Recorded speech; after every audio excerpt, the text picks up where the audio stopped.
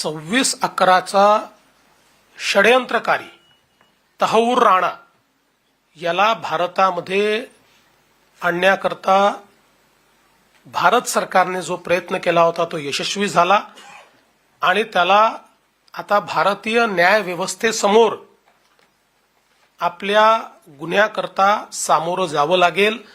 मी याकरता देशाचे प्रधानमंत्री माननीय नरेंद्र मोदीजी आणि भारत सरकारचे आभार मानतो, कारण कसाबला तर आपण शिक्षा दिली, पण षडयंत्रकारी तहव्वूर राणा हा देखील एक प्रकारे आपल्या मनाला सातत्याने टोचणारी बाब होती आणि तो प्रयत्न सुरू होता, तो यशस्वी झालेला आहे।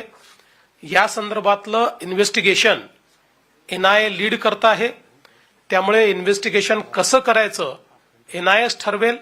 त्याच्यामध्ये त्यांना आवश्यकता असेल, काही असिस्टन्स हवा असेल तर मुंबई पोलीस तशा प्रकारचा असिस्टन्स देईल। मुंबई पोलिसांना जर काही माहिती ॲडिशनल हवी असेल तर एनआयएशी कोऑर्डिनेट करून या जी काही त्याची त्या ठिकाणी तपासणी चालली आहे त्याच्यामधनं ती माहिती मिळवण्याचा प्रयत्न मुंबई पोलीस करतील।